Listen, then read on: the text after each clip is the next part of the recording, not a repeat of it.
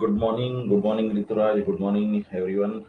And once again, I welcome you on this platform of Fill and Form. Okay, and our destination, our exam is coming near, so we are also doing very well, and we are going to complete our course very soon. है ना? Okay, so today uh, 2 3 classes are remaining for literary criticism, and then very quickly we will complete literary theory, है ना, the unit number 9, and then we will discuss the all first second third fourth unit in detail, है ना. So don't worry, I will try to take 2 hours class, 1 hour in the evening and 1 hour in the morning. Okay, so let's see. These are the facilities. Very quickly you are going to get all these facilities you are getting, previous year. One more thing, the best advantage of this class is recorded classes, live classes, notes. Okay, everything you get here. Okay. So good morning, everyone. Good morning. Okay, so here is the code DISCNG10. By using this code, anyone can get 10% off. And generally we give more, discount on the courses, but you can get here. I am Dinesh Kamli Brahmane. I welcome you on this platform. Okay. So let's see. Should we begin? Shall we begin? Rituraj, you're ready? Shall we begin the class today? Okay.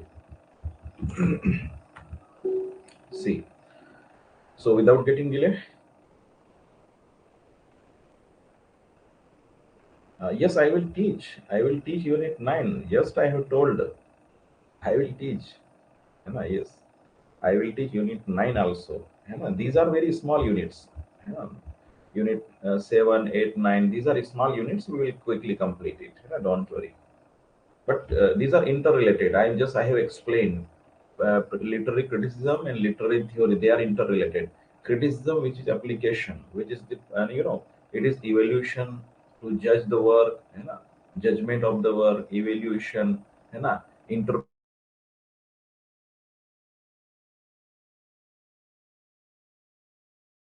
structure, on the basis of set of rules, structure or principles. On the basis are to you can say to criticize any work, that is called theory. जो rules होते हैं, principal है, structure है, जिसके आधार पर किसी work को analysis किया जाता है, इंटरप्रेट किया जाता है, वो प्रिंसिपल क्या कहलाएंगे? थ्योरी कहलाएंगे। और जो इंटरप्रेशन होता है, जो एनालिसिस होता है, इवैल्यूएशन होता है, उस है ना, वो कहलाता है क्रिटिसिज्म। तो ये दोनों इंटर रिलेटेड है, अलग नहीं है। ठीक है, तो यहाँ पर आइए देखते हैं।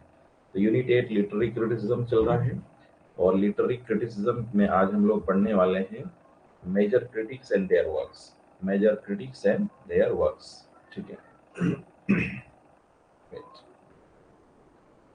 चलिए, major critics and their works. ठीक है।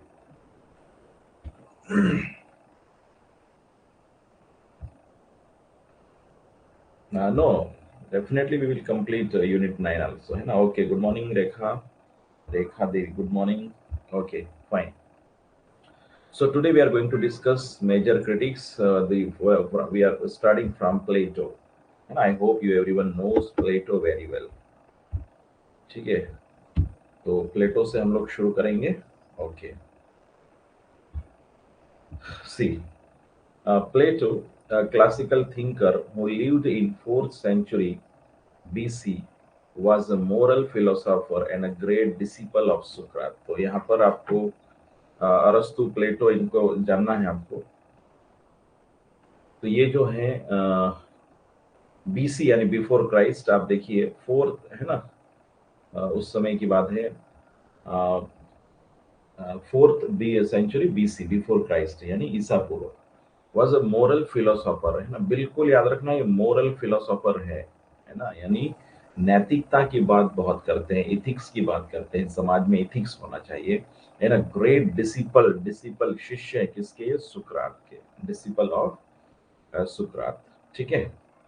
और फिर आप देखिए, यानी यहाँ पर सुकरात के शिष्य कौन है? प्लेटो. प्लेटो के शिष्य आपको मिलेंगे अरस्तु, अरिस्टोटल हम पढ़ने वाले हैं. तो प्लेटो अगेन क्लासिकल थिंकर है ना, यानी प्राचीन है, शास्त्री है. ठीक है, जो 4वीं शताब्दी ईसा पूर्व में रहे हैं, मॉरल फिलोसोफर और ग्रेट डिसिपल ऑफ सुकरात। तो यहाँ पर आप देखिए, अब देखिए इन्होंने क्या है, एनालिसिस किया है, लिटरेचर पार्ट। अब प्लेटो को हम लोग पॉलिटिक्स में भी पढ़ते हैं, प्लेटो को हम लोग समाजशास्त्र में आप पढ़ेंगे, फिलोसॉफी में पढ़ते हैं, मनोविज्ञान, अलग अलग जगह पे उनकी जो फिलोसॉफी है, उनके एंगल को, तो उनका जो, अब जैसे लिटरेचर में उनका जो पार्ट है वो लिटरेचर में ले लिया, है ना, पॉलिटिक्स में उनकी पॉलिटिक्स की पॉलिटिकल बातें ले, इस तरीके से। तो ये बड़े महान मतलब लोग रहे हैं दुनिया में। कुछ ऐसे, भारत के भी कुछ ऐसे महान विभूतियां हैं जिनको फिलोसॉफी में भी पढ़ते हैं, जिनको अपने साइकोलॉजी में भी पढ़ते हैं, जिनको सोशल साइंस में भी पढ़ते हैं, सोशोलॉजी में पढ़ते हैं, जिनको पॉलिटिकल साइंस में पढ़ते हैं, एडमिनिस्ट्रेशन में पढ़ते हैं, ऐसे। तो he was the first critic, देखिए ध्यान रखना, he was the first critic who examined poetry. ये देखिए पहले क्रिटिक है जिन्होंने पोएट्री को एग्जामिन किया। मैंने आपको बहुत सिंपल वे में बताया है, देखिए आप लोग समझ में आ जाएगा तो इजीली आप कवर कर लेंगे। यानी किसी ने पोएट्री लिखी, किसी ने ड्रामा लिखा, किसी ने नॉवेल लिखा, anyone has written drama, poetry, fiction, prose, anything else, लिख के छोड़ दिया, लेकिन उसको एनालिसिस नहीं किया।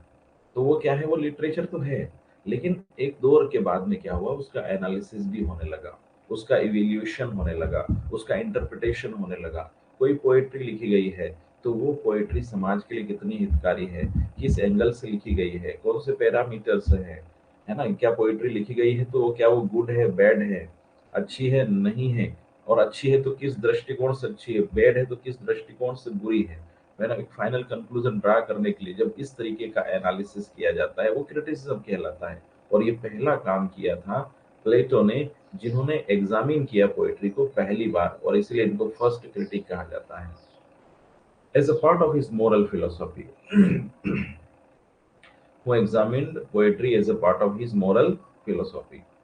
Plato's critical observations on poetry are exhibited in the Ion, ये देखिए इनके कुछ वर्क है, the Symposium, the Republic, very very important, the Republic and the Laws। ये दो याद तो रखना आपने, द रिपब्लिक और द लाज। इनमें जो है, इन्होंने पोएट्री को लेकर जो अपने व्यूज रखे हैं वो मिलते हैं।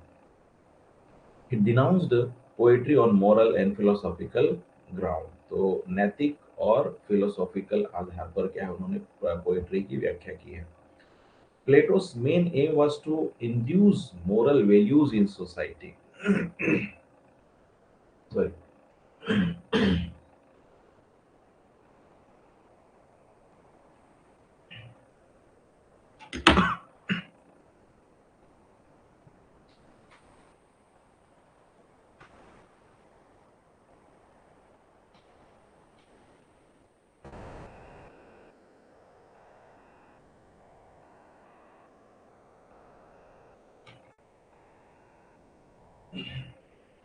देखिए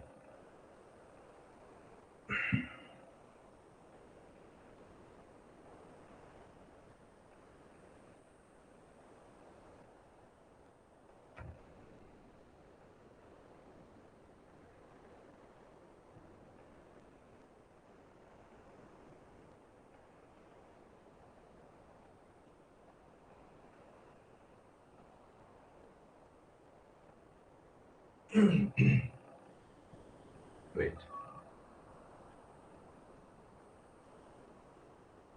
ओके, सी। तो इन्होंने क्या किया है, Plato's main aim was to induce moral values in society and seek the ultimate truth.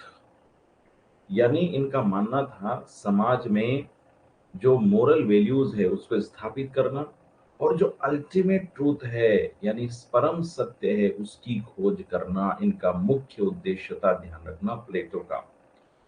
सोचिए आज से 4वीं शताब्दी ईसा पूर्व आप कह लीजिए, यानी 4th सेंचुरी बीसी, यानी आज से लगभग आप मानिए 207,000, 207, 2700, है ना।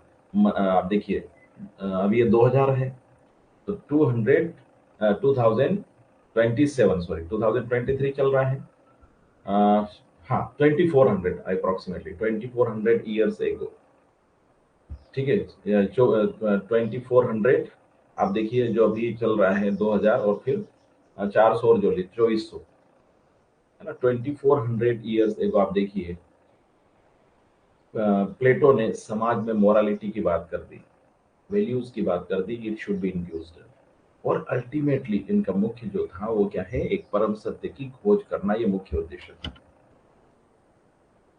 For examples in his work the Republic, Plato depicts, ये देखिए इनका जो वर्क है the Republic, Plato depicts the value of justice and good actions. ये देखिए द वैल्यू ऑफ जस्टिस, है ना, जो न्याय है, समाज में न्याय सबको मिलना चाहिए, उसकी वैल्यू, है ना, न्याय की वैल्यू, और गुड एक्शंस, अच्छा व्यवहार, है ना, को उन्होंने क्या किया है, द रिपब्लिक में बताया है ना। द रिपब्लिक एक पॉलिटिकल वर्क भी है एक तरीके से, तो उसमें क्या है, न्याय की बात करते हैं, एक अच्छे मॉरल वैल्यूज, अच्छे व्यवहार की बात करते हैं, कि मनुष्य एक सभ्य प्राणी है, सभ्य तरीके से व्यवहार करे, दस गिविंग अ डायरेक्टिक या मोरल लेसन टू रीडर्स। ये देखिए इस तरीके से एक उपदेशात्मक डायडेक्टिक और मोरल लेसन ये क्या करते हैं, रीडर्स को देते हैं अपने जो वर्क है द रिपब्लिक में।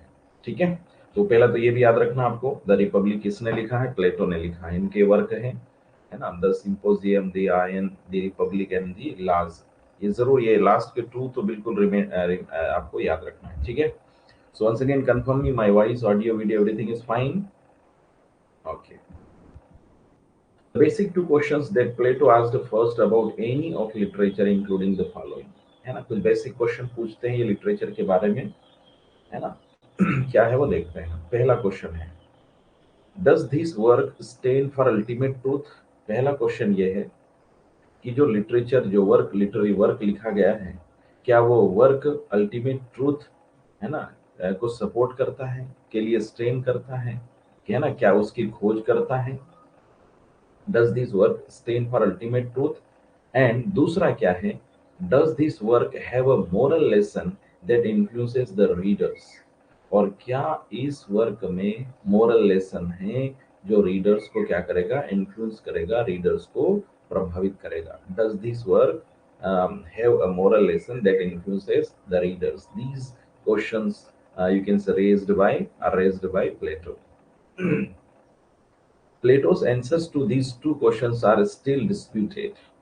प्लेटो के जो क्वेश्चन के आंसर है वो अभी भी डिस्प्यूटेड है, yet the questions themselves have endured, लेकिन endured या यूनिवर्सल है ना। प्लेटो के जो क्वेश्चन है, प्लेटो के जो आंसर है इस क्वेश्चंस के, वो कहीं ना कहीं डिस्प्यूटेड है, उनका जो भी मानना है, लेकिन ये क्वेश्चन जो है वो हमेशा रहे हैं, और इनका हमेशा क्या है, आज की तारीख में भी आप देखिए, अगर हम प्लेटो के नजरिए से देखें तो कोई भी वर्क अगर लिखा जाता है तो हम उसको इन दो क्वेश्चन के आधार पर तोल सकते हैं, क्या वो अल्टीमेट ट्रूथ को ढूंढते हैं और क्या उनमें मोरल लेसन है।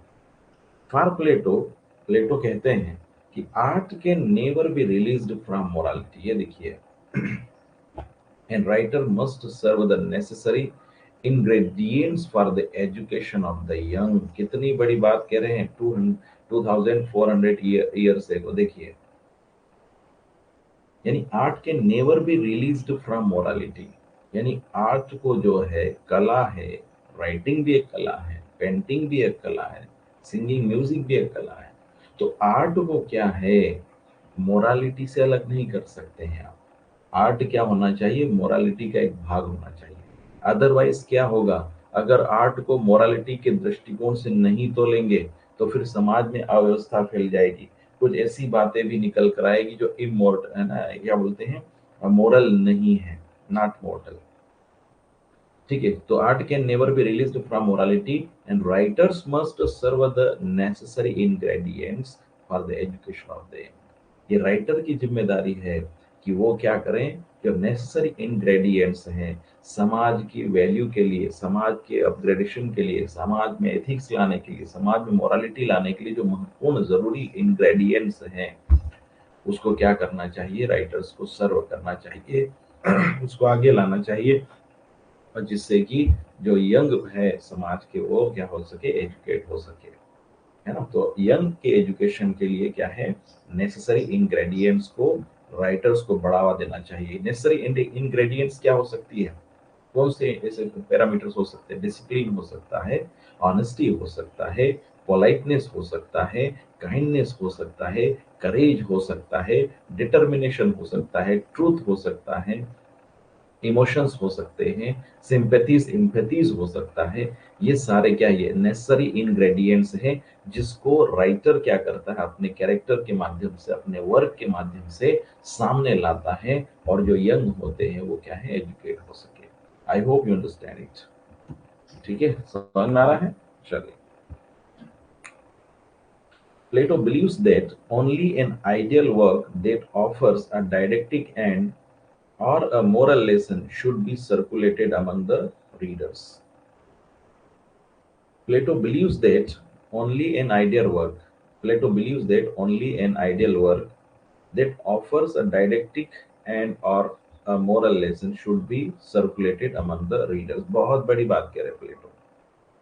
प्लेटो ये कह रहे हैं, उनका विश्वास है कि जो आइडियल वर्क होता है ना, जो आदर्श वर्क होता है, आदर्श लेखन होता है, डेट ऑफर्स डायडेक्टिक एंड, जो क्या दे रहा है, एक उपदेशात्मक संदेश दे रहा है, अंत में क्या दे रहा है, एक मोरल लेसन दे रहा है ना, वही क्या होना चाहिए, रीडर्स के बीच में सर्कुलेट होना चाहिए। इसका मतलब ये कहना चाह रहे हैं कि जो डायडेक्टिक एंड या मोरल लेसन की बात नहीं करता है, ऐसा वर्क रीडर्स के बीच में, समाज के बीच में सर्कुलेट नहीं होना चाहिए। क्यों? क्योंकि अगर ऐसा विदाउट ये जो डायडेक्टिक एंड या मोरल लेसन वाला वर्क होगा, तो वो समाज में क्या फैलाएगा, गलत बातें फैलाएगा, मोरालिटी है ना, डिमोरलाइज करेगा।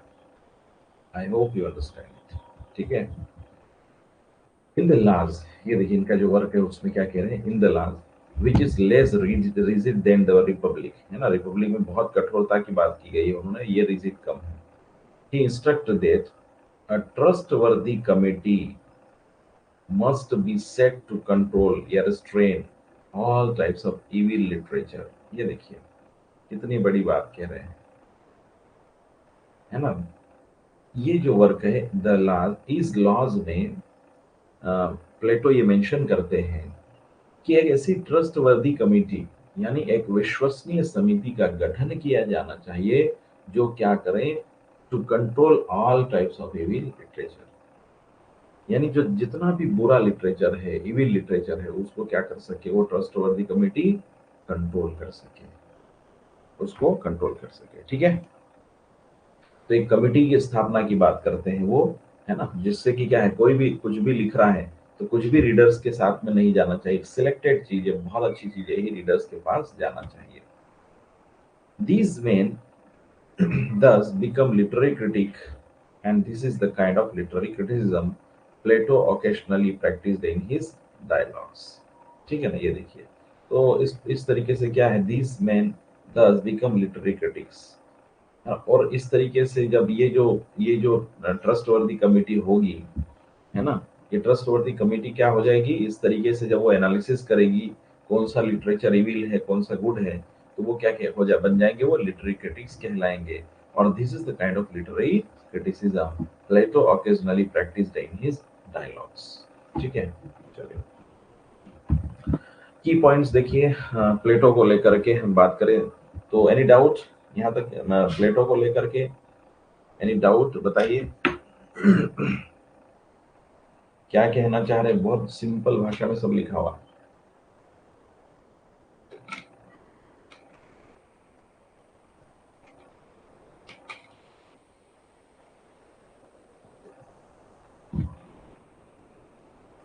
ठीक है, तो आइए देखते हैं, की पॉइंट्स देखते हैं, क्या है की पॉइंट्स।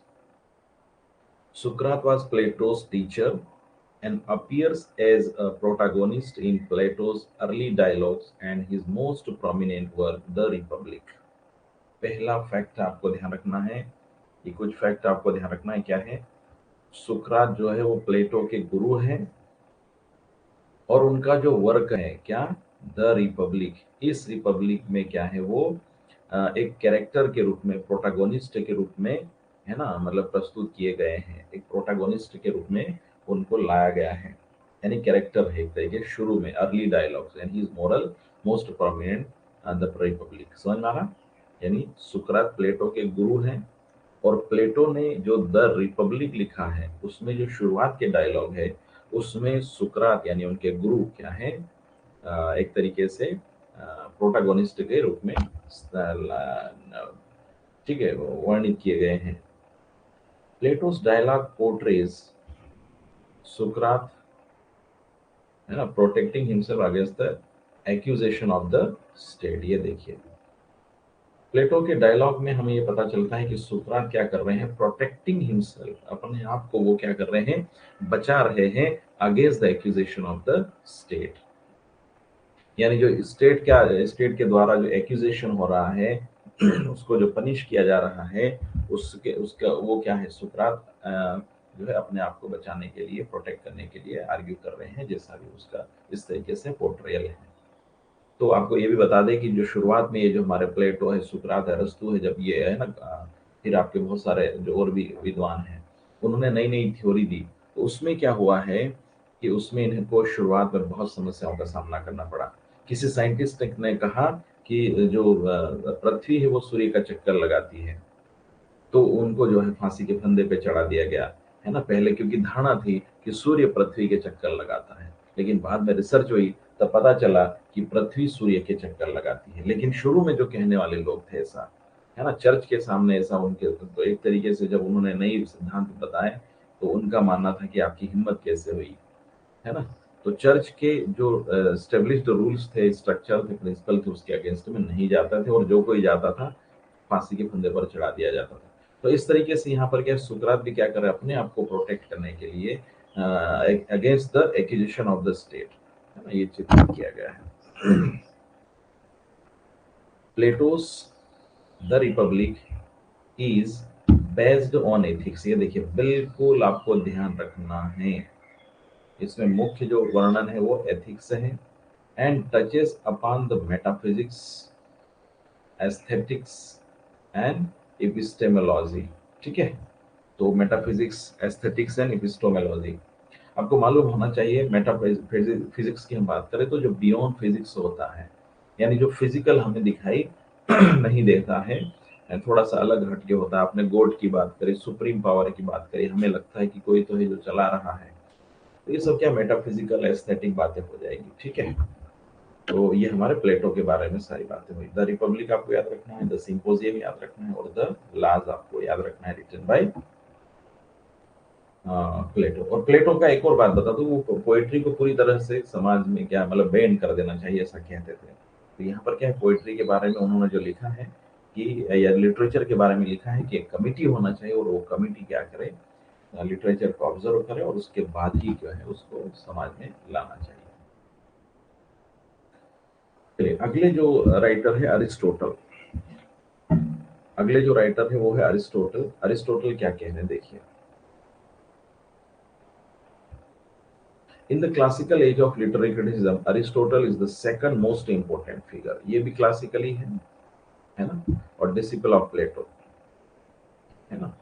ठीक है, चलिए, तो he views were carried over by John Dryden, as Dryden also believed in three unities propounded as by Aristotle, unity of time, place and action।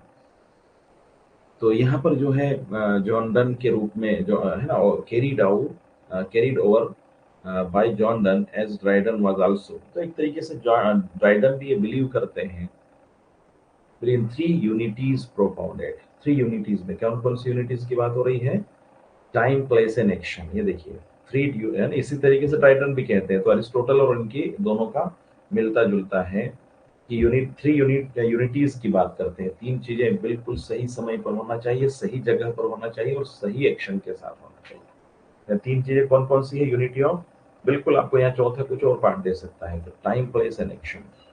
Time, place and action, ये तीनों चीजें आपको याद होनी चाहिए।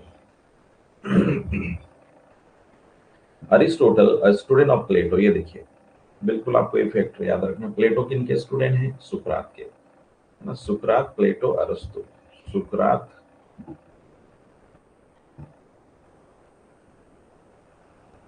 SPA, है ना, याद रखना। तो Aristotle student of Plato was a Greek philosopher. ये देखिए ये क्या है, ये ग्रीक फिलोसोफर है, who lived from 384 BC to 322 BC.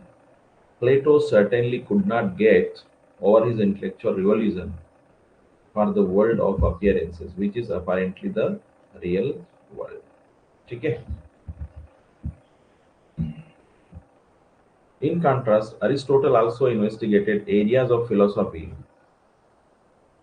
Aristotle also investigated areas of philosophy and fields of science that Plato did not seriously consider. यहाँ देखिए दोनों का थोड़ा सा, भले ये शिष्य रहे प्लेटो के, लेकिन कुछ मामलों में ये प्लेटो से थोड़े अपने विचार अलग रखते हैं. हाँ, ये देखिए यहाँ पर क्या लिखा है कि प्लेटो certainly could not get over his intellectual revulsion for the world of appearances, which is apparently the real world. है ना, तो थोड़े से विचार से कहीं ना कहीं भिन्न रहे हैं प्लेटो. जो रियल वर्ल्ड है, जो वर्ल्ड ऑफ अपीयरेंसेस है, एक तो जो हमें जो वर्ल्ड दिखाई देता है, एक जो रियल होता है और एक जो हम सोचते हैं. तो यहाँ पर अरिस्टोटल के कहीं ना कहीं प्लेटो से भिन्न विचार आते हैं. तो यहाँ पर भी है, Aristotle also investigated areas of philosophy. Aristotle क्या इन्वेस्टिगेट करते हैं? Areas of philosophy and fields of science, है ना, and that Plato did not seriously consider.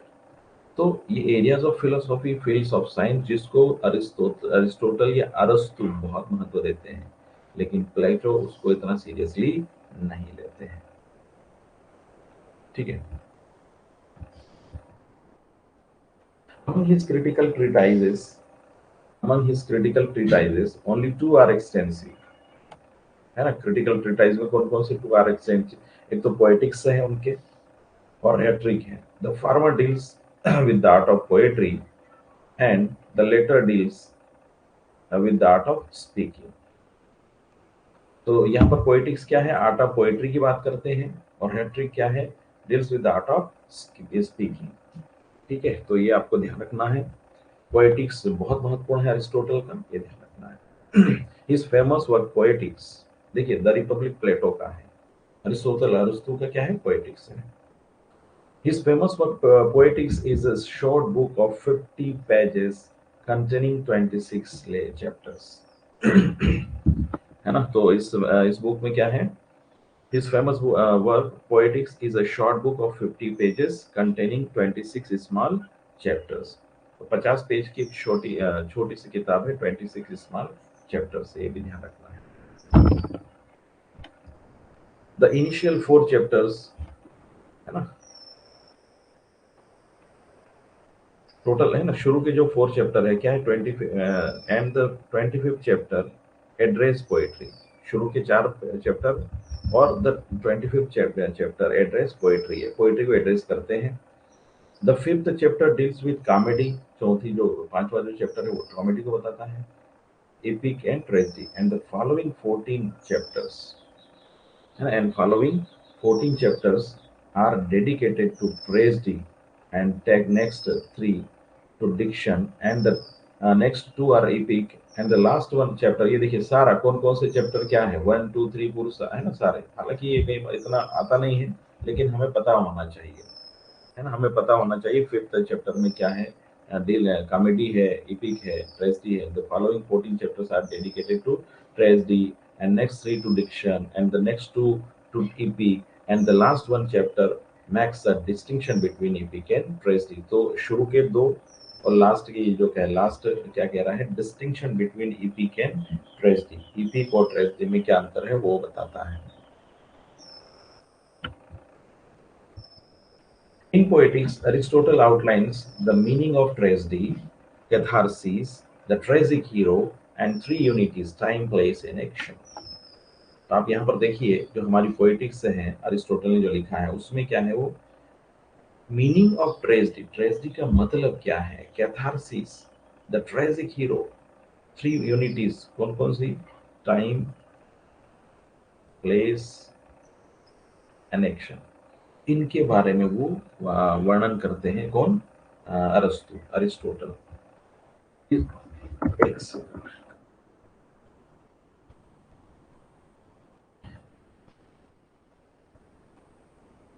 Spoke extensively on poetic drama. ये देखिए पोएटिक ड्रामा के ऊपर उन्होंने अपनी बात रखी, ट्रेजेडी के ऊपर अपनी बात रखी.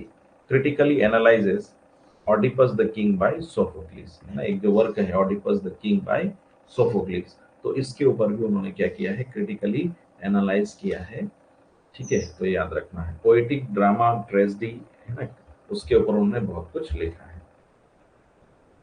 He analyzes this play in order to explain these aims, है ना, ये जो पोएटिक्स है ये क्या है, in he analyses this play in order to explain, क्या क्या उद्देश्य है उसका, प्लॉट को देखना, कैरेक्टर क्या है, थॉट क्या है, लैंग्वेज क्या है, स्पेक्टेकल, है ना, tragic hero, the three unities कौन कौन सी है, time place and action, and hamartia or of fatal of law, है ना, hamartia or of fatal of law, है ना, निर्णय की भ्रांति देखेंगे हम।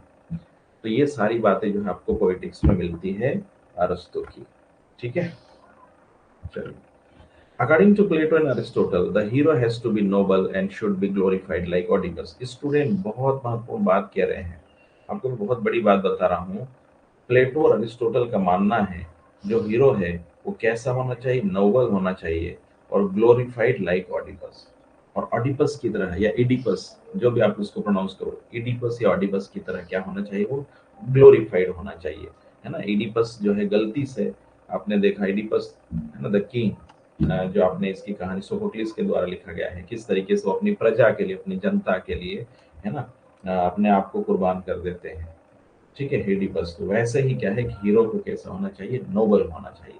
यदि शुरू में प्लेटो और अरिस्टोटल लिटरेचर को जब देखते हैं, यदि हीरो बहुत अच्छा शुरू में उसको किया गया, लेकिन बाद में उसका जो प्रेजेंटेशन है वो निगेटिव हो जाता है, तो ये ठीक नहीं है। प्लेटो और अरिस्टोटल के अनुसार हमेशा हीरो कैसा होना चाहिए, noble, and should be glorified like Oedipus या ऑडिपस। ठीक है, चलिए। Aristotle's reply to Plato. Aristotle defends imitation as an aesthetic term. Reply to Plato, reply है ना, यहाँ देखिए प्लेटो ने क्या कहा, प्लेटो ने तो पोइट्री की आलोचना करी है। पोइट्री क्या है, कहीं ना कहीं मोरालिटी को डाउन करती है समाज में, क्योंकि पोएट अपने बहुत इमोशंस में लिखता है ना, ऐसा नहीं होना चाहिए। तो यहाँ पर फिर अरिस्टोटल जो है पोइट्री के लिए क्या करते हैं, डिफेंस करते हैं।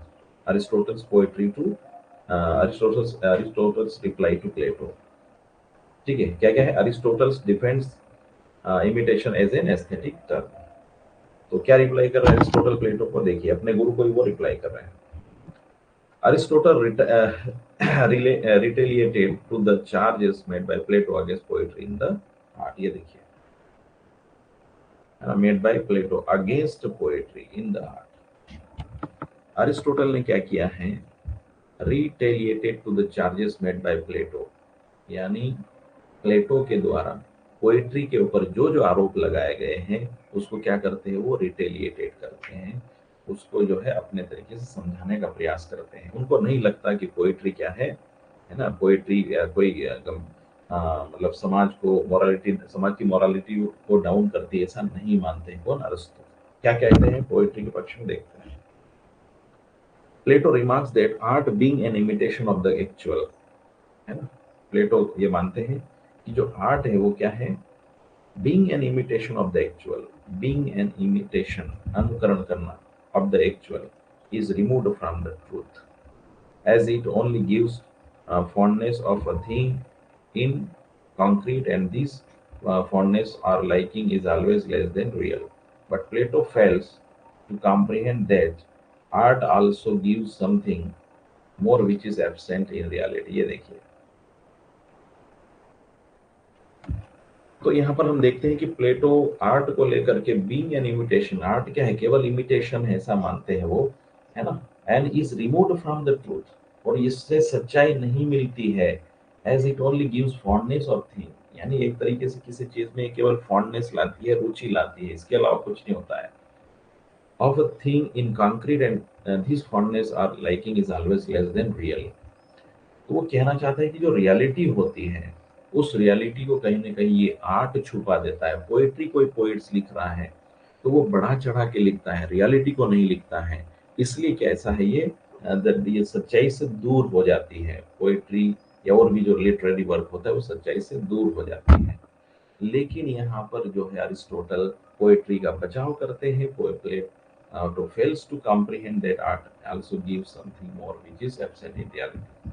लेकिन आर्ट यहाँ पर जो है ना, एक तरीके से जो हमें रियलिटी में नहीं दिखाई देता उससे कहीं गुना अच्छा वो आर्ट परफॉर्म कर देता है।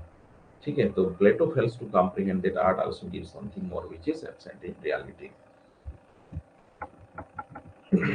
Literature is not the exact reproduction of life in all its totality. क्या मानते हैं Arastu? Literature is not the exact reproduction of all life in all its totality, है ना, एग्जैक्ट प्रोडक्शन नहीं है but of selected events and characters, है ना, पूरी जिंदगी का प्रोडक्शन नहीं है बल्कि क्या है literature? Selected events essentially in a coherent action for the realisation of the artistic purpose. ये देखिए, ये चीजें आती है लिटरेचर में, all its totality but a selected events characters essential in a coherent action for the realization of the artistic purpose। ठीक है, तो उसको उसको पढ़ने के लिए क्या है, आर्टिस्टिक पर्पस से भी उसको देखा जाता है। ठीक है, तो यहाँ पर लिटरेचर के बारे में अरस्तु के विचार है कि ये पूरी जिंदगी का रिप्रोडक्शन नहीं है एग्जैक्टली, ये केवल सिलेक्टेड इवेंट्स और कैरेक्टर को प्रस्तुत करता है।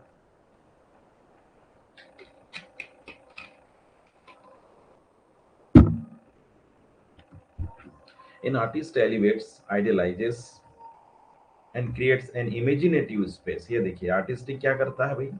एलिवेट्स, है ना, एलिवेट करता है, आइडियलाइज करता है उसको, और क्रिएट करता है क्या? Imaginative space. अ वर्ल्ड, एक ऐसी दुनिया, एक ऐसी काल्पनिक स्पेस, एक ऐसा काल्पनिक दुनिया which has its own meaning and beauty, जिसका अपना मीनिंग होता है, जिसकी अपनी सुंदरता होती है। इसकी आर्टिस्टिक जो एलिवेट करता है दुनिया को। According to Aristotle, these elements are absent in raw and real but present in art। ये देखिए, ये क्या है? ये जो एलिमेंट्स होते हैं ये रॉ और रियल में क्या है? एब्सेंट होते हैं, लेकिन प्रेजेंट आर्ट में ये प्रेजेंट होते हैं। ठीक है, according to Aristotle these elements are absent in raw and real but present in art। An artist or poet puts forward the idea of reality which he observes in an। ये देखिए, artist क्या कर रहे हैं या जो poet होते हैं वो क्या करते हैं? Puts forward the idea of reality, जो रियलिटी है, जो सच्चाई है, उसको क्या करते हैं आर्टिस्ट? उसको आगे बढ़ाते हैं, फॉरवर्ड कर देते हैं, विच ही ऑब्जर्व्स इन एन ऑब्जेक्ट। ये देखिए, जो बाद में क्या करता है, कोई ऑब्जेक्ट में उसको ऑब्जर्व करते हैं। ठीक है, Plato repeatedly negates art as it does not produce virtue and does not impart any moral teachings. ध्यान रखना, दोनों को हम देखें, प्लेटो प्लेटो क्या करते हैं? रिपीटेडली निगेट्स, निगेटिव आर्ट, यानी आर्ट को क्या हमेशा रिजेक्ट कर रहे हैं। वो उनका मानना है कि वर्च्यू नहीं प्रोड्यूस करता है और does not impart any moral teachings, यानी आर्ट जो भी है उससे किसी प्रकार की मोरल टीचिंग्स नहीं आती है। और दूसरी बड़ी बात यह है कि नहीं ये प्रोड्यूस करता है कोई वर्च्यू को। कौन? आर्ट। कौन कह रहा? प्लेटो। लेकिन इसका भी बचाव करेगा कौन? अरस्तु। The main aim of art is to aesthetic joy, communicate experience, connections and emotions between nature and mankind in order to represent life। तो जो मुख्य उद्देश्य है आर्ट का वो क्या है? एक एस्थेटिक, एक आंतरिक जॉय, आनंद की अनुभूति है, communicate experience, connections and emotions between nature and making in order to represent life. It should not be confused with the function of ethics that is didactic in its purpose। तो जो जो art है, art को क्या है? Confuse नहीं होना चाहिए, confuse with the function of ethics that is didactic in its purpose. ठीक है, तो अपनी जो राइटिंग है, अपना जो आर्ट है, फंक्शन है, मान ले पोएट्री है, तो उसको किसी भी प्रकार से क्या है?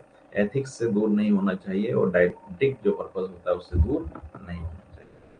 Therefore, if an artist succeeds in pleasing us with aesthetic logic, therefore, if an artist succeeds in pleasing us with aesthetic logic, he is good artist. But if they fail, he is a bad artist। सीधी सी बात है कि यदि कोई artist हमें aesthetic logic के माध्यम से हमें एक बहुत अच्छे विचारों से क्या है प्रेजेंट कर देता है तो वो अच्छा आर्टिस्ट है, और ऐसा करने में फेल हो जाता है तो वो बुरा है।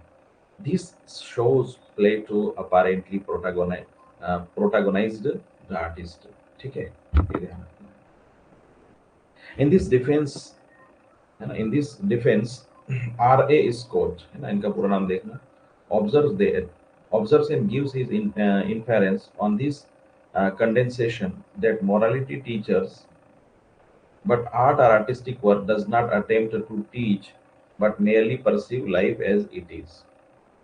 ठीक है, तो in this defence R A Scott ये क्या ऑब्जर्व करते हैं, gives a inference on his condensation that morality teachers but, यानी यहाँ पर अगेन ये बात कर रहे हैं कि जो मोरालिटी टीचर्स जो शिक्षा है, नैतिक जो शिक्षा है वो तो है ही, but art and artistic work does not attempt to teach, है ना, ये भी सपोर्ट कर रहे हैं। Art and artist work does not attempt to teach but merely perceives life as it is, लेकिन जिंदगी को जरूर बताते हैं, तो सबका अपना दृष्टिकोण है। Plato's indictment on needless lamentation and ecstasies produced by the imaginary events of grief and happiness appeal to the weaker part of the soul। देखिए, plateaus indictment on needless lamentation है ना, लेमेंटेशन का मतलब एक तरीके से नेगेटिव है ना, लेमेंट करना, शोक व्यक्त करने वाला, and ecstasies produced by the imaginary events of grief and happiness appeal to the weaker part of the soul, जो weaker part of the soul होता है उसको अपील करते हैं। These charges are well walled by Aristotle in his theory of catharsis, इन्होंने theory of catharsis दी है, उसमें ये सारी बातें उन्होंने करी हैं। Aristotle's nation on tragedy, tragedy के ऊपर इनके अपने विचार है अरिस्टोटल के।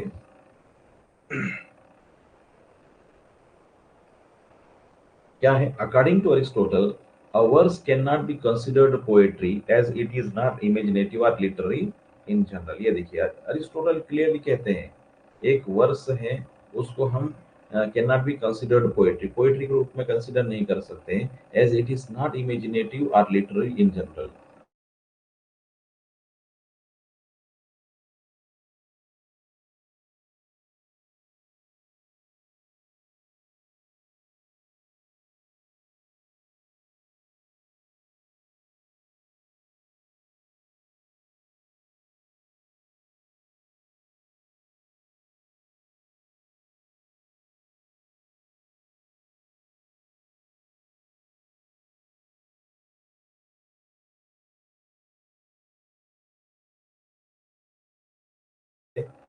वो भी क्या है, इसको पोएट्री के रूप में अस्तित्व में नहीं लाता।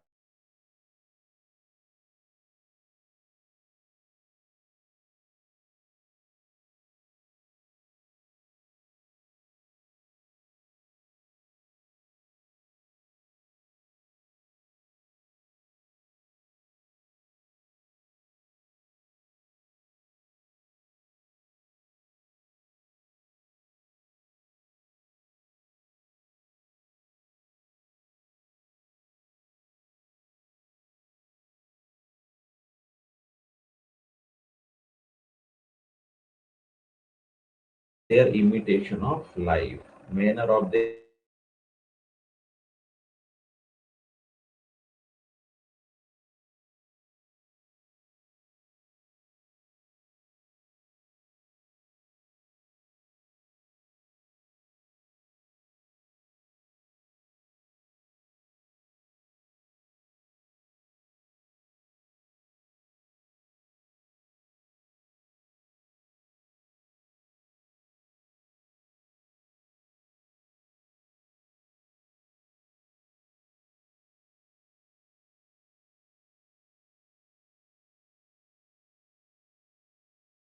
portrayal of life of great people, यानी महान लोगों का जब हम चित्रण करते हैं उनकी जिंदगी का, इज इमिटेटिव, तो वो महान लोगों का जिंदगी को जब हम लिखते हैं, चित्रित करते हैं, उसको पोर्ट्रेयल यानी उसका जब हम उसके बारे में लिखते हैं, तो अल्टीमेटली हम क्या दर्शाना चाहते हैं कि उनका जिंदगी, महान लोगों की जिंदगी कैसी है, अनुकरण करने वाली है, फॉलो करने वाली है।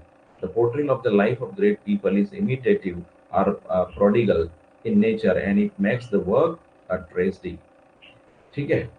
तो यहाँ पर क्या है, महान लोगों की जो जिंदगी है वो कैसी है, अनुकरणीय है। Thus tragedy deals with man on a heroic or glorified scale. और इस तरीके से जो ट्रेजेडी होती है वो ऐसे किससे डील कर रही है, मैन ऑन अ हेरोइक, यानी जो साहसिक लोग होते हैं, महान लोग होते हैं, है ना, उनकी जिंदगी से क्या है, एक तरीके से उनकी जिंदगी को ग्लोरीफाई करती है, उनके हेरोइक, उनके हेरोइज्म को बताती है, उनके हेरोइक वर्क को बताती है, और इस प्रकार वो हमारे लिए क्या होता है, इमिटेटिव होता है।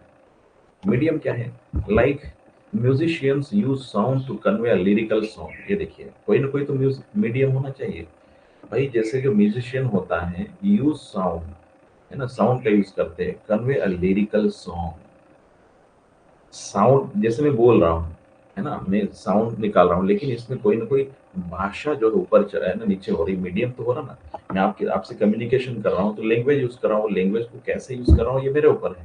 तो वैसे ही म्यूजिशियन क्या कर रहा है, कोई ना कोई मीडियम होता है, साउंड का यूज करता है लिरिकल सॉन्ग के लिए। एंड पेंटर्स यूज कलर, ये देखिए कितनी प्यारी बात कर रहे हैं। Musicians use sound to convey lyrical song, and painters use colors to depict a painting, है ना। पेंटर्स यूज कलर्स, पेंटर क्या करता है, कलर का यूज करता है पेंटिंग को डेपिक्ट करने के लिए, चित्रित करने के लिए। और similarly a poet uses words as the medium to express the feelings in their life of man. जैसे बोलने के लिए लैंग्वेज की यूज की जाती है, म्यूजिक के लिए साउंड यूज किया जाता है ना, पेंटिंग के लिए कलर यूज किया जाता है, वैसे ही पोएट्री लिखने के लिए वर्ड्स का यूज करता है अपने फीलिंग को लिखने के लिए।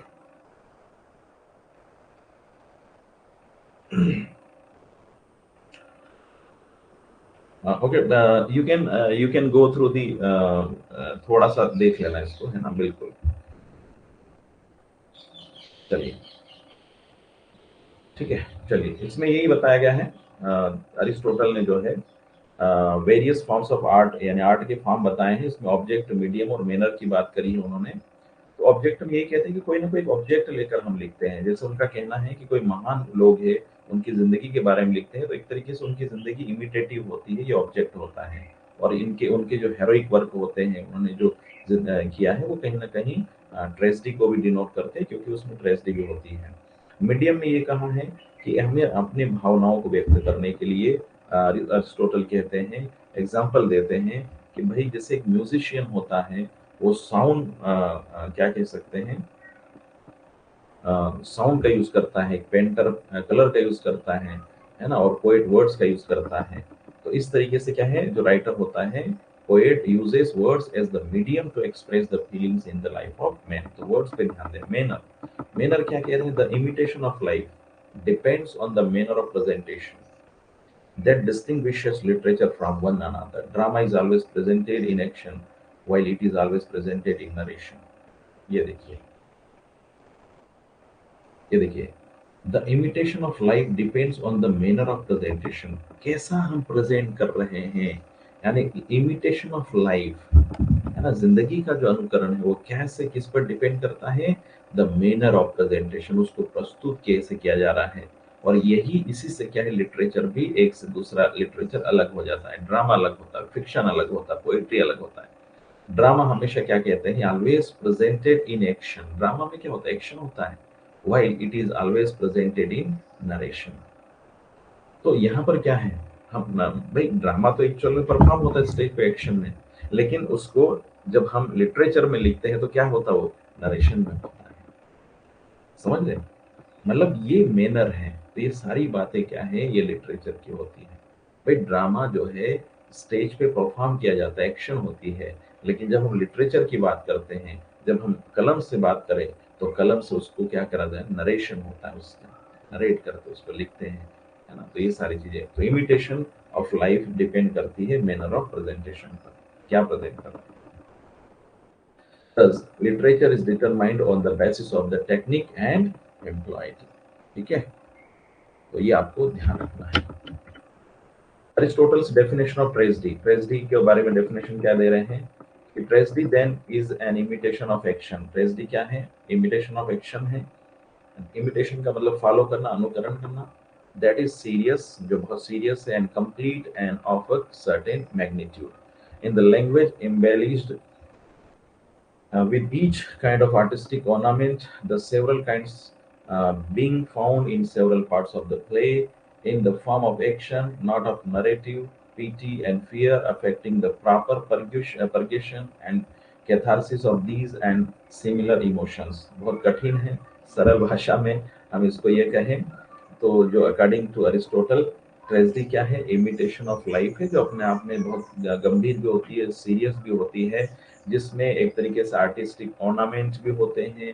आपको several parts of the play यानी जो एक तरीके से ट्रेजेडी में several parts of the play का मतलब क्या है, अलग अलग है ना, कभी ऊपर नीचे अलग अलग एक्शन, कभी खुशी कभी गम, ये सारा माहौल आपको मिलता है ना। तो और नॉट ठीक है, उसमें PT fear affecting the proper purgation and catharsis of this and similar emotions, तो ये सारा इन्होंने बहुत टफ लैंग्वेज में बताया है ये ट्रेजेडी के बारे में। अरिस्टोटल्स थ्योरी ऑफ कैथारसिस है ना, तो catharsis emerges as a function of tragedy.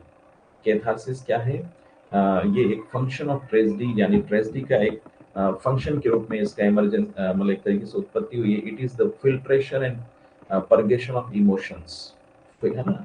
आप देखेंगे इमोशंस मतलब हम सिलेक्टेड इमोशंस डालते हैं, ऐसा नहीं कि जो है वो लिख दिया, है ना। फिल्ट्रेशन होता है and particularly PT and fear. आपने देखा होगा मूवी आप देखते हैं, एग्जाम्पल में कभी दया आती है, पीटी, कभी फियर, है ना। Throughout art or any ultimate emotion that results in rejuvenation और रिस्टोरेशन। तो ये क्या है, ये थ्योरी ऑफ कैथारसिस है, जिसके माध्यम से क्या है, सिलेक्टेड फिल्टर्ड है ना इमोशंस, और उसको पीटी दया इन सबको डाला जाता है कोई भी आर्ट में। यहाँ तक कि आपको जब पेंटिंग की हम बात करें, तो पेंटिंग में भी जो पेंटर होता है वो अपनी पेंटिंग के माध्यम से क्या है ना, वो पिक्चर को जब ड्रा करता है तो उसमें फियर, दया, हंसी, खुशी सब कुछ पोर्ट्रेट कर देता है। सेम थिंग लिटरेचर में भी है, सेम थिंग यहाँ पर क्या है, आप वर्ड्स के माध्यम से है ना, अपने सेंटेंस के माध्यम से इमोशंस को है ना, फियर को, ये सारी बातें वहां पर क्या है लेकर आई जाती है, आपको ये ध्यान रखना है। Catharsis is a metaphor for true tragedy. According to Aristotle it describe the effect of tragedy on spectators. ठीक है, तो ये effect of tragedy on spectators, यानी आप देखेंगे आ, हमारा जो दृष्टिकोण होता है तो उसमें ट्रेजेडी का क्या इफेक्ट है उसको डिस्क्राइब करता है। The important tragic effect depends on maintaining an alliance between pity and fear. According to Aristotle, pity alone should not be induced by tragedy. ये देखिए, मतलब जो इफेक्ट अल्टीमेटली क्या है, पीटी एंड फियर, आपको उसमें ये दोनों मतलब महत्वपूर्ण है। इसके अलावा भी कुछ इमोशन, क्योंकि ह्यूमन इज आप कह सकते हैं काइंड ऑफ इमोशनल प्राणी। तो यहाँ पर क्या है, इन सब के ऊपर डिपेंड करता है उसका अल्टीमेट जो इफेक्ट है वो, है ना। कोई भी ट्रेजेडी है, ट्रेजेडी क्या है, बिल्कुल वहां पर ट्रेजेडी में हमें कहीं ट्रेजेडी यानी आप देखें कुछ ना कुछ ऐसा हो रहा है जिसमें हीरो या हीरोइन ने कोई अफेक्ट हो रहा है बैडली, हमें फियर लग रहा है, हमें उनके ऊपर दया आ रही है। अचानक से कोई हीरो के एक्सपायर हो रहा है, उसको गोलियां मारी जा रही है, अचानक से वो बिछड़ रहे हैं, ट्रेजेडी हो रही है, पीटी दया आ रही है, डर का माहौल है, ये सब क्या है, ट्रेजेडी को क्रिएट करते हैं। यस और no, I hope you understand it. The word catharsis has three meanings, है ना। इसके तीन मीनिंग क्या क्या है। First, from a religious point of view it is lustration. In the medical or pathological sense, it is purgation, and in moral sense, it deals with the idea of purification, purify करना। तो literature sense में क्या है, ये moral sense में क्या है, ये प्यूरिफिकेशन की बात करता है। ठीक है, तो I think time is going to over and है ना, थोड़ा सा लेट मी क्विकली देख लेते हैं, की पॉइंट्स देखते हैं और इसको वाइंड अप करते हैं, क्योंकि थोड़ा सा मुझे आज थोड़ा कहीं जाना है। ठीक है, की पॉइंट्स भी क्या है, the impact of Aristotle's work on physical sciences spreads far and wide offering well thought of theory and reasoning that would prevail for many years to come before eventually being replaced by modern physics। आपको मालूम है कहीं कहीं physics में भी इनका योगदान रहा है। At the age of 18 Aristotle was a pupil of Plato. देखिए 18 वर्ष में ये प्लेटो के प्यूपिल शिष्य बन गए थे। He further moved to be educated at Plato's Academy where he stayed nearly for 20 years। ठीक है, तो ये ध्यान रखना है। Aristotle was an organic historian as he recorded data and analyzed the sea life around areas such as Lesbos and his observations were ahead of his time. ठीक है, तो ये फैक्ट आपको याद रखना है, और आज के लिए इतना काफी है। Thank you very much. मिलते हैं थोड़ा सा क्विकली, मैं थोड़ा स्किप करूंगा because I have to go somewhere else. ठीक है ना, okay, thank you very much.